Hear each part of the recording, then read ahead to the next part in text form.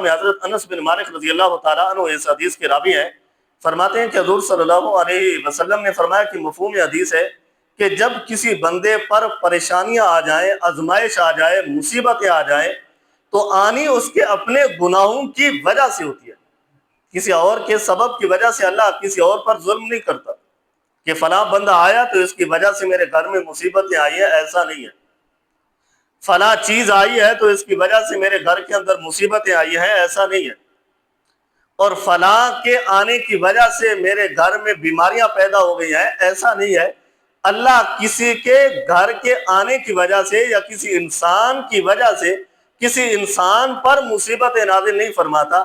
مصیبتیں اگر اس پر آتی ہے تو اس کے اپنے گناہوں کے سبب کی وجہ سے آیا کرتی ہیں۔ فرمایا کہ جب تمہارے اوپر کوئی مصیبتیں آ جائیں تو پھر کرنا تم نے یہ ہے کہ نیکیاں کرنی ہے، اللہ کی بارگاہ میں التجائیں کرنی ہے، نماز پڑھنی ہے، ذکر و اذکار کرنا ہے۔ تو اللہ نماز پڑھنے کی وجہ سے، ذکر و اذکار کرنے کی وجہ سے، نیکیاں کرنے کی وجہ سے اللہ مصیبتوں کو دور فرما دیتا ہے۔ اور فرمایا کہ دوسرا یہ ہے کہ صدقہ دینا ہے۔ جب صدقہ ادا کرو گے تو یہ صدقہ اللہ تعالیٰ کے غضب کو ٹھنڈا کر دیتا ہے، اللہ کی ناراضگی کو ختم کر دیتا ہے۔ اللہ نے جو ہمارے گناہوں کی وجہ سے ہمارے اوپر جو مصیبتیں اللہ نازل فرماتا ہے، جو ہمارے اوپر آزمائش نازل فرماتا ہے، تو اللہ اس وقت نازل فرماتا ہے جب اللہ ہم سے ناراض ہو جاتا ہے، جب اللہ ہم سے خفا ہوتا ہے۔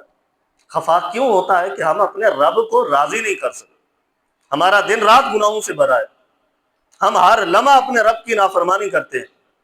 جب ہم اللہ کی نافرمانی کرتے ہیں تو پھر اللہ ہمارے اوپر آزمائش کو نازل فرماتا ہے۔ اگر ہم چاہتے ہیں اس آزمائش سے چھٹکارا حاصل کریں تو پھر اللہ کی بارگاہ میں صدقہ ادا کیا کریں۔ جب ہم صدقہ دیتے ہیں تو اللہ ان مصیبتوں کو ہم سے دور فرما دیتا ہے، ان مصیبتوں کو اللہ ہم سے دور فرما دیتا ہے۔ ان مصیبتوں کو اللہ ہم سے دور کیسے ہوتی ہے؟ پہلا عمل نیکیاں کرنا ہے۔ ایسا نہیں کہ ہم اللہ نے جس وجہ سے ہمارے اوپر عذاب کو نازل فرمایا تو وہ تو ہم چھوڑ دیں۔ اللہ نے کس وجہ سے نازل فرمایا؟ کہ ہم اپنے رب کی فرما برداری نہیں کر رہے تھے، اپنے رب کو ہم ناراض کر رہے تھے۔ تو اللہ نے، ہم اپنے رب کو ناراض کر رہے تھے تو تب ہی تو اللہ نے ہمارے اوپر مصیبتیں نازل فرمائی۔ اگر ہم اپنے رب کو راضی کر رہے تھے تو پھر اللہ ہمارے اوپر اپنی رحمتوں کو نازل فرماتا۔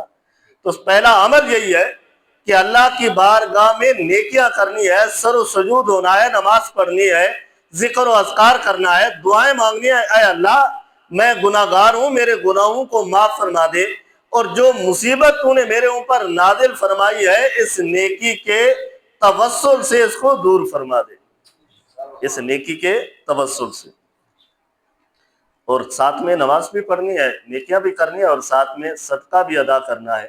جب ہم یہ نیکیاں اور صدقہ اکٹھے کرتے ہیں تو پھر اللہ کا غضب جو ہمارے اوپر ہوتا ہے وہ ٹھنڈا ہوتا ہے۔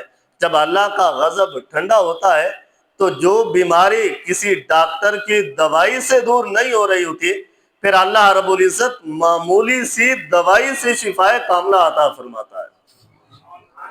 شفائے کاملہ عطا فرماتا ہے۔ عطا تب فرماتا ہے نا جب ہم اپنے رب کے بن جاتے ہیں، جب ہم اپنے رب کے فرما بردار بنتے ہیں۔ تو یہاں پر اللہ رب العزت نے کسی دن کو، کسی رات کو منحوس پیدا نہیں فرمایا، کسی انسان کو منحوس پیدا نہیں کیا، کسی جانور کو منحوس پیدا نہیں کیا۔ اگر کوئی نحوست ہمارے گھروں میں آتی ہے یا ہمارے اوپر آتی ہے، وَمَا أَصَابَكُم مِّن مُّصِيبَةٍ فَبِمَا كَسَبَتْ أَيْدِيكُمْ وَيَعْفُو عَن كَثِيرٍ، کہ اللہ فرماتا ہے جو مصیبتیں میں تمہارے اوپر نازل کرتا ہوں وہ تمہارے عمل کی وجہ سے ہوتی ہے۔ وَيَعْفُو، اللہ فرماتا ہے کہ بہت ساری ایسے گناہ ہوتے ہیں ان کثیرن جو میں ابھی معاف بھی فرما دیتا ہوں۔ ہر گناہ کا تم سے بدلہ نہیں لیتا، سزا نہیں